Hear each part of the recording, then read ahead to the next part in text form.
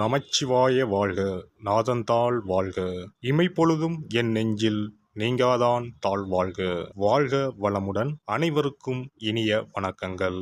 நிகழும் மங்களகரமான விசுவாசு ஆண்டு பங்குனி மாதம் 18ஆம் நாள் புதன்கிழமை அன்று சதுர்தசி திதியில் உத்திரம் நட்சத்திரத்தில் விருத்தி நாமயோகத்தில் வணிசை கரணத்தில் அமிர்தயோகம் கூடிய நன்னாளில் இந்த மகத்தான ஏப்ரல் மாதம் பிறக்கிறது.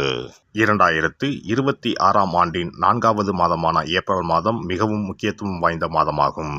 இந்த மாதம் பல கிரக பெயர்ச்சிகள், சேர்க்கைகள், நட்சத்திர மாற்றங்கள் நிகழ இருக்கிறது. ஏப்ரல் மாதத்தின் முதல் வாரத்தில் செவ்வாய் பகவான் மீனராசிக்கு பெயர்ச்சியாகிறார். சூரியன், செவ்வாய் மற்றும் சனி ஆகிய கிரகங்கள் இணைந்து மங்களாதித்ய யோகம், திரிகிரக யோகம் உள்ளிட்ட யோகங்கள் உருவாக இருக்கிறது.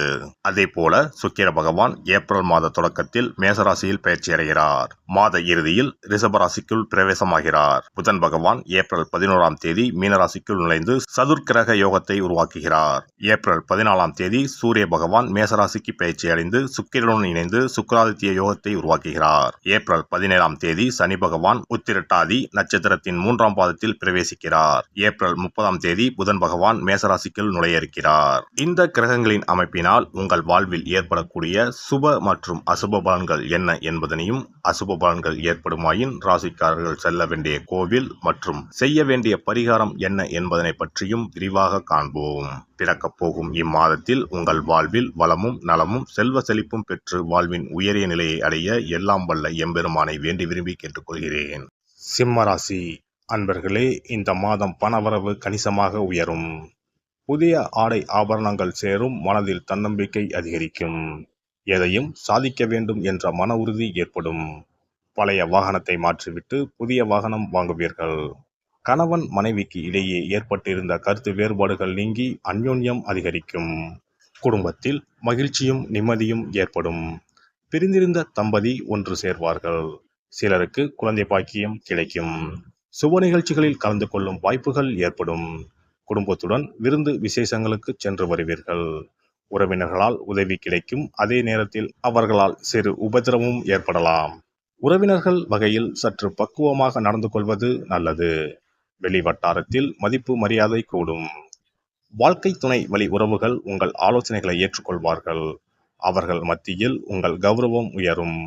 தந்தையுடன் மனஸ்தாபம் ஏற்பட வாய்ப்புள்ளதால் பொறுமையை கடைபிடிப்பது நல்லது. அலுவலகத்தில் இதுவரை இருந்து வந்த இறுக்கமான சூழ்நிலை மாறும். உங்கள் பணிகளில் சக ஊழியர்களின் ஒத்துழைப்பு கிடைக்கும். சிலருக்கு எதிர்பார்த்த பதவி உயர்வு, ஊதிய உயர்வு போன்ற சலுகைகள் கிடைக்கும். நிர்வாகத்தினிடம் எதிர்பார்த்த கோரிக்கைகள் நிறைவேறும். தொழில் மற்றும் வியாபாரத்தில் லாபம் சுமாராகத்தான் கிடைக்கும்.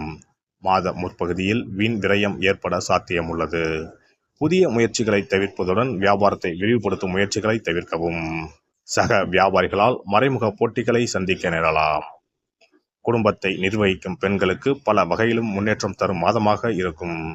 புகுந்த வீட்டு உறவினர்கள் மத்தியில் மதிப்பும் மரியாதையும் கூடும். கணவரின் பாராட்டுகள் கிடைக்கும். அலுவலகம் செல்லும் பெண்களுக்கு சிறப்பான பலன்கள் ஏற்படக்கூடும். எதிர்பார்த்த பதவி உயர்வு, ஊதிய உயர்வு கிடைக்கக்கூடும். துர்க்கை வழிபாடும் சங்கடகர சதுர்த்தி அன்று விநாயகருக்கு அர்ச்சனை செய்வதும் நன்மைகளை அதிகரிக்க செய்யும். சிறப்பு தொகுப்பு. கண் திருஷ்டிகள் அகன்று தடைப்பட்டு கொண்டிருக்கும் காரியங்கள் நிறைவேற செய்ய வேண்டிய பரிகாரம் என்ன என்பதனை பற்றி காண்போம். வாழ்க்கையில் நல்ல நிலையில் இருந்தவர்கள் கூட திடீரென்று பொருளாதாரம் இழந்து மன கஷ்டங்களுடன் வாழும் நிலை ஏற்படும். இந்த நிலை எதனால் ஏற்பட்டது என்று ஆராய்ந்து பார்த்தால் பெரும்பாலும் அவர்களின் மீதான கண் திருஷ்டிதான் காரணமாக இருக்கும். கல்லடி பட்டாலும் கண்ணடி படக்கூடாது என்று சொல்வார்கள் அல்லவா, அது உண்மைதான். இது போன்ற பிறரின் பொறாமை கொண்ட கண் திருஷ்டியினால் பலரின் வாழ்க்கை சிரமத்திற்கு ஆளாக நேரிடும்.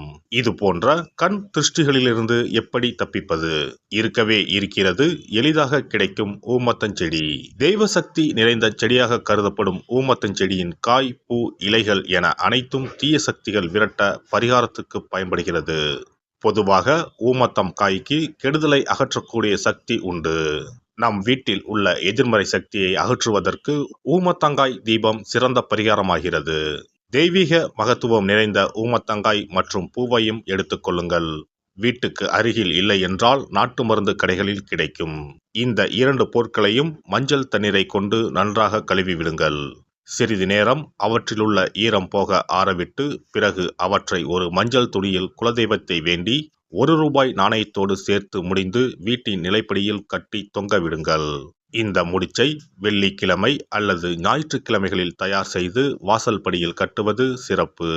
தினமும் வீட்டில் தீபம் ஏற்றி காண்பிக்கும் போது இந்த முடிச்சுக்கும் காண்பிக்கவும். இதேபோல் ஊமத்தம் இலைகள் கிடைத்தால் அந்த இலைகளை சுத்தமான மஞ்சள் தண்ணீரில் கழுவிவிட்டு அவற்றை கொண்டு வீட்டில் இருக்கும் விநாயகருக்கு திங்கள் கிழமைகளில் தொடர்ந்து அர்ச்சனை செய்து வர வேண்டும். ஊமத்தம் பூவையும் விநாயகருக்கு சூட்டலாம். 3 வாரங்கள் தொடர்ந்து திங்கள் கிழமைகளில் விநாயகருக்கு ஊமத்தை இலையால் அர்ச்சனை செய்து ஊமத்தம் பூவை சூட்டி வழிபட்டால் வீட்டில் உள்ள கெட்ட சக்தி நடமாட்டம் மற்றும் கண் திருஷ்டிகள் தீரும். ஊமத்தம் செடியும் சிவபெருமானுக்கு உகந்த இலை ஆகும். இந்த ஊமத்தங்காய் வைத்து சிவபெருமானுக்கு தீபம் ஏற்றி வழிபடுவதன் மூலம் நமது பிரச்சனைகளில் இருந்து எளிதாக விடுபட முடியும். முதலில் 2 ஊமத்தங்காய்களை எடுத்துக்கொள்ள வேண்டும். அவற்றின் மீது முட்கள் இருப்பதால் மிகவும் கவனமாக கையாள வேண்டும். ஊமத்தங்காயின் காம்பு பகுதிகளை வெட்டி கொண்டு கத்தியை பயன்படுத்தி ஊமத்தங்காயின் உள்ளே இருக்கும் விதை பகுதியை முழுவதுமாக நீக்கிவிட வேண்டும். பின்னர் 2 அகல் விளக்குகள் மற்றும் விளக்கு வைப்பதற்கான 2 தட்டுகளை எடுத்து சுத்தம் செய்து அவற்றிற்கு மஞ்சள் குங்குமம் போட்டு வைத்துக் கொள்ள வேண்டும். பின்னர் 2 தட்டின் மீதும் ஒவ்வொரு அகல் விளக்கை வைத்துக் கொள்ள வேண்டும். அதன் பிறகு எப்போதும் பூஜை செய்வதற்கு வைப்பது போன்ற வெத்தலைப்பாக்கு, பழம் போன்றவற்றை வைத்துவிட்டு 2 விளக்குகளையும் ஏற்றி சிவபெருமானை மனதார வேண்டிக் கொள்ள வேண்டும். எனக்கு இருக்கும் பிரச்சனைகள் அனைத்தும் தீர்ந்து இன்பமான வாழ்க்கை கிடைக்க வேண்டும் என வேண்டிக் கொள்ள வேண்டும். இந்த பூஜையை வெள்ளிக்கிழமை அன்று தொடங்கினால் தொடர்ந்து 9 வெள்ளிக்கிழமைகள் செய்ய வேண்டும். ஊமத்தங்காயின் மீது எவ்வாறு முட்கள் இருக்கிறதோ அதுபோல நமது வாழ்க்கையில் இருக்கும் முட்கள் போன்ற பிரச்சனைகளை அவை தீர்த்து வைக்கின்றன. இந்த பூஜையை நாம் தொடர்ந்து செய்து வருவதால் நம் மீது இருக்கும் கண் திருஷ்டிகள் அகன்றுவிடும். தீராத துயரங்கள் தீர்ந்துவிடும். பணம் நகை நம்மிடம் பெருகி வரும். சிலருக்கு கையில் சுத்தமாக பணம் இருக்காது. வறுமை தாண்டவமாடும். கடன் தொல்லையால் கஷ்டப்படுவார்கள். பண பிரச்சனையில் சிக்கி கொண்டிருப்பவர்கள் இந்த தீபத்தை ஏற்றினால் 3 வாரங்களில் நல்ல பலனை பெற முடியும். தொழிலில் நல்ல முன்னேற்றம் இருக்கும். கடன் பிரச்சனைகள் தீரும். உறவினர்களிடையே பகைமை இருந்தால் அவையும் மறைந்துவிடும். நோய்வாய் உள்ளவர்கள் இந்த தீபத்தை ஏற்றுவதன் மூலம் நல்ல பலனை பெற முடியும். பொதுவாகவே எந்த பரிகாரம் என்றாலும் அதை முழு நம்பிக்கையுடன் செய்தால் மட்டுமே முழு பலன் கிடைக்கும் என்பதை நினைவில் கொள்ளுங்கள். எல்லாம் வல்ல இறையருளால் நீங்களும் உங்கள் அன்பு குடும்பமும் உடல் நலம், நீலாயுள், நிறை செல்வம், உயர் புகழ், மெய்ஞானம் ஓங்கி வாழ்க வளமுடன். இந்த வீடியோ பதிவு உங்களுக்கு பிடித்திருந்தால் லைக் பண்ணுங்க, கமெண்ட் பண்ணுங்க, ஷேர் பண்ணுங்க. மறக்காம சப்ஸ்கிரைப் பண்ணுங்க. பக்கத்துல இருக்கிற பெல் பட்டனை கிளிக் பண்ணுங்க. நன்றி, வணக்கம். ஓம் நமச்சிவாய. சிவாய